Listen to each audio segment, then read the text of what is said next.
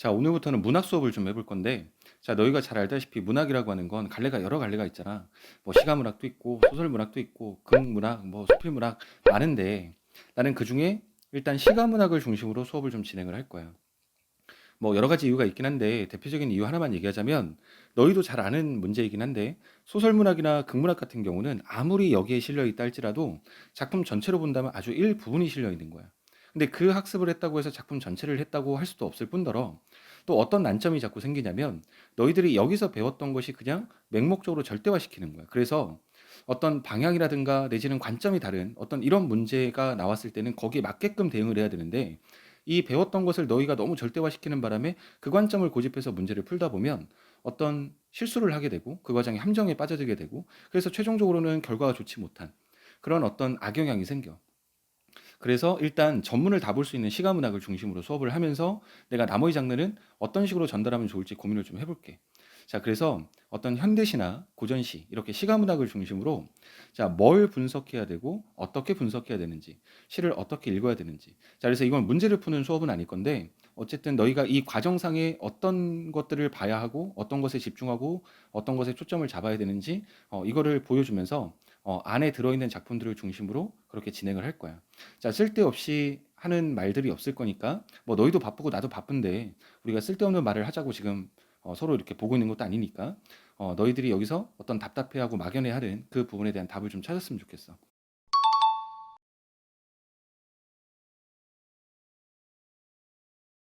자, 우리가 한 편의 시를 읽으면 한 편의 어떤 고전시나 현대시를 읽었을 때는 우리가 작가가 어떤 작품이라고 하는 그 글을 안에 어떤 내용물을 담았을 건데 그 내용물을 읽어내는 게 제일 중요해. 그게 주제의식이지.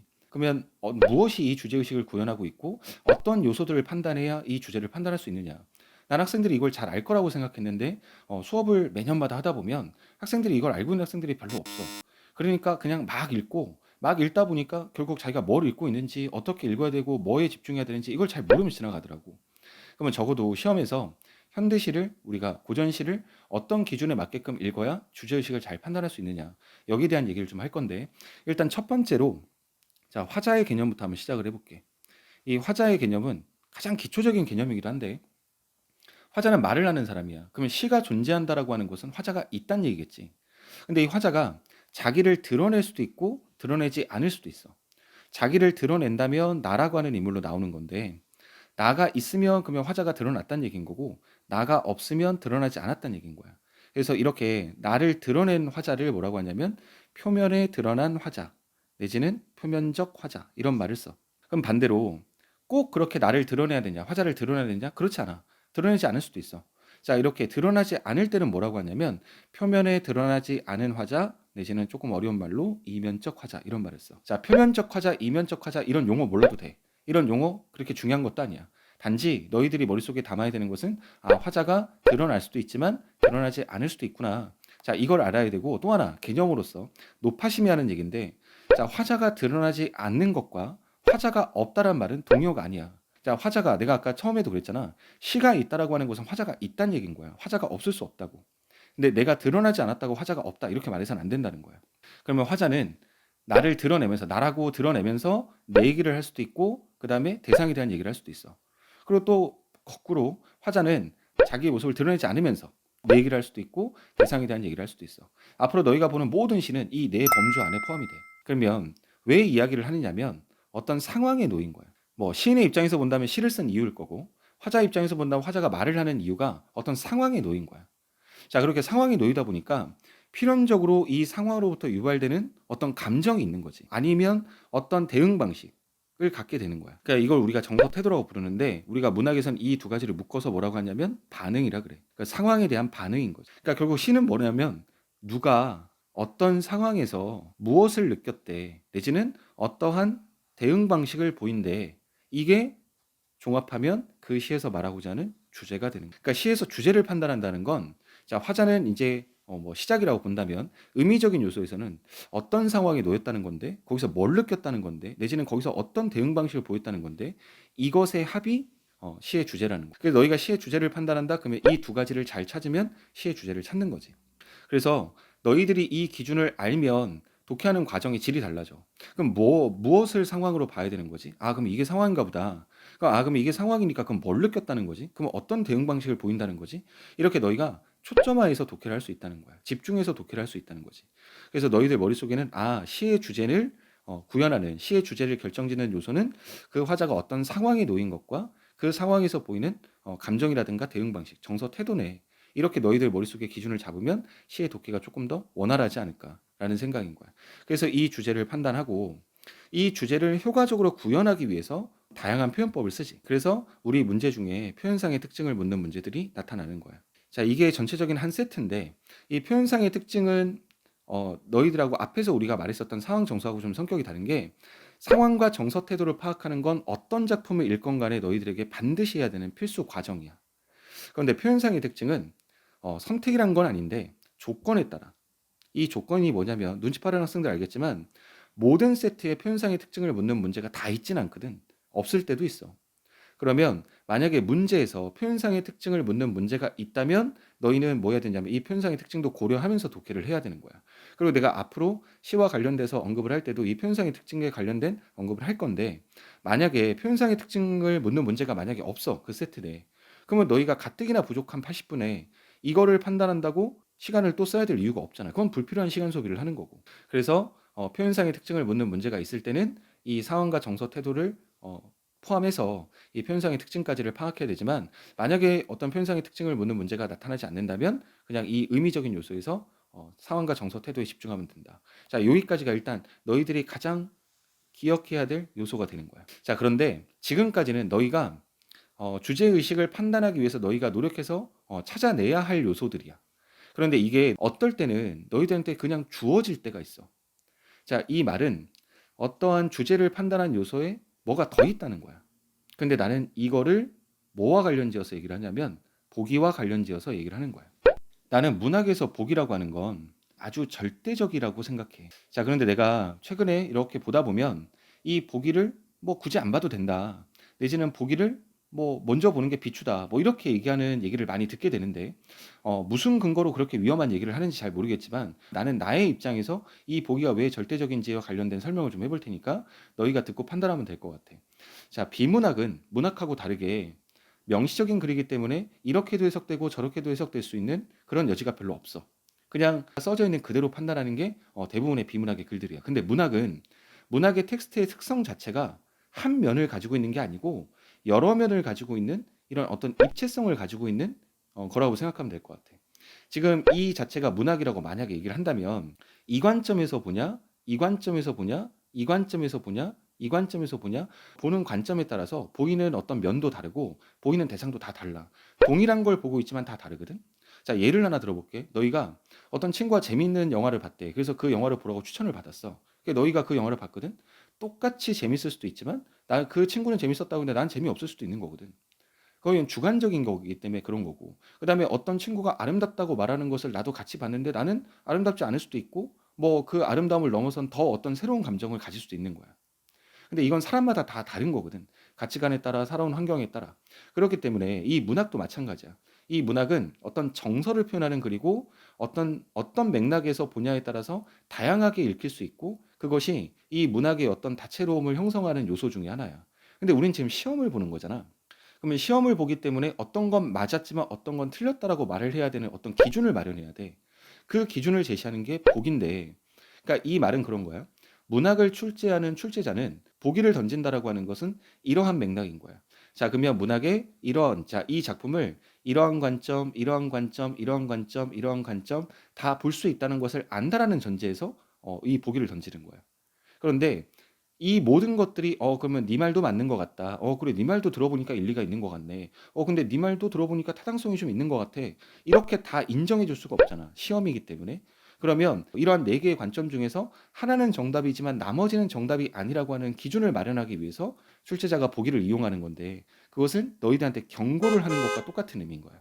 이 경고의 의미가 뭐냐면 다 타당성 있고 일리가 있는 해석이 가능할 수 있다라고 하는 것을 나는 알지만 그중에 나는 이 관점으로 해석을 하는 거기 때문에 이 관점에 출제를 하는 거기 때문에 그 관점에 맞지 않는 것은 인정하지 않겠다. 그 관점에 맞지 않은 해석은 아무리 타당성이 있더라도 나는 인정하지 않겠다라고 하는 그 명시적인 경고를 하는 거야. 자, 그러다 보니까 아이러니하게도 이런 문제가 생겨. 자, 경고를 해야 되면 명확한 관점 제시를 해야 되거든. 근데 그 명확한 관점 제시가 너희들한테는 이용할 정보가 될 수 있다는 얘기지. 자, 그러면 경고를 무시하지 않는 차원에서 이 경고에서 던진 내용들을 다 너희가 정보로 받아 먹을 수 있으면 된다는 얘기인 거야. 그러니까 보기의 양면성인 거야. 근데 이 보기는 이 정보를 던지는 건데, 그러면 여기에 상황에 대한 어떤 정보를 던지는 보기도 있고, 그 다음에 반응과 관련된 정보를 던지는 보기도 있어. 그런데 심지어 어떤 보기를 보면 상황과 반응에 관련된 모든 것들이 다 같이 제시가 되어 있는 보기도 있어. 근데 내가 아까 상황과 반응을 묶으면 시의 주제가 된다 그랬잖아. 그럼 이거는 보기에서 이미 주제를 던져준 후에 이 문제를 풀란 얘기와 똑같은 상황이 되는 거야. 그러면 너희가 이 많은 내용들을 아까 왼쪽에서 말했던 것처럼 상황이나 정서, 태도를 낑낑거리면서 독해서 찾아야 될 내용인데, 이걸 그냥 다이렉트로 이렇게 던져주고 나서 너희들한테 판단하라, 이렇게 되어 있는 문제들이 많다는 얘기인 거지. 그래서 이걸 정보의 측면에서 이용할 수 있다면 너희가 처음에 보기가 없는 상황에서 너희가 낑낑거리면서 찾아내야 되는 그 요소들을 아주 손쉽게 얻어낼 수 있는, 그 주제를 판단할 수 있는 정보가 보기 속에 담겨져 있다는 것도 너희가 좀 알고 있어야 돼. 그래서 문학에서는 정답이 되고 오답이 되는 걸 너희가 결정하는 게 아니야. 너희의 타당성은 필요 없어. 엄밀하게 말하면 너희는 너희들의 타당성을 내세울 이유가 없고, 이 출제자가 던진 이 관점, 경고에 부합하느냐 부합하지 않느냐라고 하는 것이 중요한 거야. 근데 그걸 결정하는 게 보기인데, 그래서 나는 보기가 늘 절대적이라고 말하는 거야. 또 하나, 관점을 제시하는 과정에 던져진 모든 것들이 너희가 찾아내야 될 요소를 먼저 던져주는 정보가 될 수도 있다고 보는 거야. 그래서 앞으로 내가 시를 수업을 할 때 그 시에서 일단 독해를 끝나고 난 뒤에 실제 시험에서 던졌던 보기를 계속해서 보여줄 거야. 그러면 내가 왜 이야기를 하는지가 너희가 납득이 되지 않을까. 자, 그래서 보기가 평가원에서 내지는 학력평가 시험에서 내지는 뭐 어떠한 시험들에서 이러한 보기들이 던져졌던 거야 라고 했을 때 그 보기의 성격을 너희가 파악해 보면 너희가 이 보기를 어떻게 대응해야 되고 보기를 어떻게 활용해야 되는지 어떤 답을 찾을 수 있겠지. 오늘 내용의 가장 핵심 내용은 여기야. 그러니까 주제를 어떻게 판단하느냐. 그다음에 그것을 내가 낑낑거리며 찾을 수도 있지만 이렇게 던져진 보기를 통해서 얻을 수도 있다. 그런데 내가 앞으로 수업하는 거에서 딱 한 가지만 더 더해지면 앞으로 수업하는 모든 내용들이 너희들과 힘들지 않게 따라올 것 같아서 요 얘기만 빨리 하고 마무리 지을게.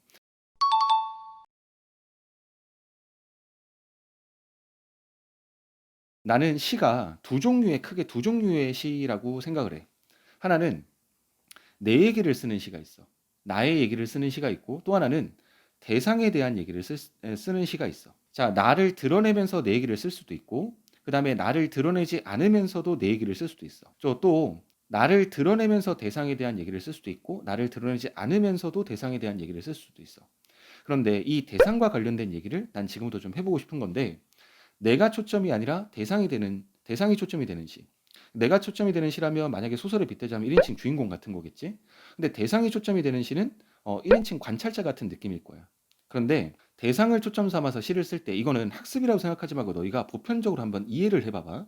시에서 여태까지 기출문제나 아니면은 문학 교과서나 이런 데 실려있는 현대시들을 쭉 보면 대상은 크게 세 범주야. 하나는 그 대상이 갖고 있는 속성이 긍정적인 속성을 띠고 있을 때, 긍정적인 속성을 띠고 있는 대상을 시에서 얘기를 하더라고. 또는 부정적인 속성을 띠고 있을 때 이 부정적 속성을 띠는 대상에 관련된 얘기를 하더라고.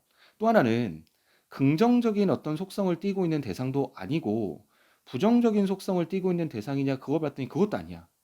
근데 얘네들의 공통점이 뭐냐면 얘네들은 좀 어려움 속에 있는 애들, 어려움 속에 있는 대상에 관련된 얘기를 하더라고. 그래서 시에서 현대시에서 다루고 있는 뭐 고전시에서도 그렇지만 시에서 다루고 있는 대상들은 주로 긍정적인 속성을 띠고 있는 대상, 부정적인 속성을 띠고 있는 대상, 긍정도 부정도 아니지만 어떤 어려움에 처해져 있는 대상, 이런 대상들이 주가 돼.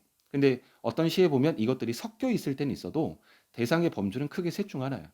자, 그러면 너희가 시인이라고 만약에 예를 한번 들어본다면 어떤 대상에 대한 얘기를 내가 쓰고 싶어진 거야. 근데 그 대상이 긍정적인 속성을 띠고 있대. 그러면 너희가 그 긍정적인 속성을 띠는 대상을 왜 얘기하고 싶을까? 자, 그럼 이거를 외우려고 하거나 학습이라고 생각하지 말고 어떤 보편적으로 한번 생각해 본다면 칭찬하고 싶어서가 아닐까? 이걸 우리가 문학적 용어로는 예찬이란 말을 쓰는데 뭐 예찬이든 칭찬이든 그게 중요한 게 아니야. 의미를 너희가 정확하게 숙지했으면 좋겠어. 칭찬하고 싶겠지. 그리고 그렇게 칭찬했던 그 면대로 아, 나도 좀 저렇게 살고 싶다라고 하는 어떤 바람이 들어가 있겠지. 그러면 이거는 보편적인 정서잖아. 나는 문학에서 도식화시키거나 규칙화시키는 것은 문학에서 불가능하다고 생각하지만 계속해서 어떤 보편적 관점에서 이야기를 꺼내는 것에 일반화를 시킬 수 있다고 생각하거든. 그러면 주로 대상이 긍정적인 속성일 때 그러면 화자는 어떠한 전제된 정서가 들어가 있을까라고 말한다면 어떤 이런 정서들이 밑바탕에 깔려 있지 않을까. 그러면 어떤 부정적인 속성을 갖고 있는 대상을 만약에 내가 어떤 말을 하고 싶다, 시를 쓰고 싶다라고 말했다면 그 이유는 당연히 뭐 때문일까? 비판이겠지. 그 부정적 속성에 대해서 비판하고 싶었던 거야. 그렇지 않을까? 자, 그러면 마지막으로 그러면 긍정적이지도 않아. 자, 어려움에 처해져 있는 것이 뭐 칭찬하거나 나도 그렇게 되고 싶다 소망할 대상도 아니고 그렇다고 뭔가 어려움에 처해져 있는 사람을 비판해야 될 이유도 없어. 그냥 어려움에 처한 사람들 내지는 어떤 난관에 처한 사람들 그런 대상들을 볼 때 그러면 사람 어떠한 감정을 느낄 수 있을까? 아, 그러면 나도 저럴 수 있을지도 몰라라고 하는 어떤 공감하는 감정 이런 게 생길 수 있겠지? 그러면 내지는 나도 예전에 저런 걸 겪었었는데 그때를 생각해 보니까 쟤네가 참 딱하다. 저 대상이 참 딱하다. 안타깝다. 불쌍하다. 이런 어떤 연민의 감정 느낄 수 있겠지. 그러니까 이러한 감정들은 너희가 외워서 숙지를 하는 게 아니고 너희들이 조금만 생각해 보면 너희가 살면서 다 경험했던 것들이거든. 뭔가 긍정적인 거 보면 와 나도 저러고 싶다. 뭔가 부정적인 거 보면 저건 잘못됐다. 그리고 뭔가 어려움에 처해져 있는 사람 보니까 좀 불쌍하고 나도 좀 뭔가 어떤 도움이 되고 싶고 뭔가 따뜻한 마음이라도 갖고 싶고 이런 것들은 너희들이 굳이 외우지 않아도 되는 것들이잖아. 자, 근데 앞으로 너희가 보게 되는 시는 이렇게 네 부류야. 내가 나를 드러내면서 내 얘기를 하는 시, 그다음에 내가 나를 드러내지 않으면서 내 얘기를 하는 시, 또 내가 나를 드러내며 대상에 관련된 얘기를 하는 시, 내가 나를 드러내지 않으면서 대상에 관련돼서 얘기하는 그런 시. 그러니까 총 넷 중 하나야. 그래서 앞으로 다음 시간부터 구체적 작품을 볼 건데 작품을 보면서 하나하나 자 이게 내가 초점이 되는 시냐 대상이 초점이 되는 시냐 그 대상이 초점이 된다면 그 대상의 속성이 긍정적이냐 부정적이냐 내지는 어떤 어려움에 처한 상황이냐 이런 것들을 중심으로 시 하나하나를 분석해 나갈 거야. 자, 그래서 오늘은 내가 앞으로 시를 설명할 때 이 정도는 너희가 알고 있어야 내 설명을 이해할 것 같아서 여기까지 던진 거고 다음 시간부터는 구체적인 작품들 이 안에 들어있는 구체적인 작품들을 바탕으로 한 작품 한 작품씩 한번 연결을 해볼게. 그리고 오늘 숙지했던 내용들을 좀 머릿속에 담고 다음 시간에 수업을 들었으면 좋겠어. 자, 그러면 오늘은 수업은 여기까지 하고 다음 시간에 구체적인 작품으로 수업하는 걸로 할게.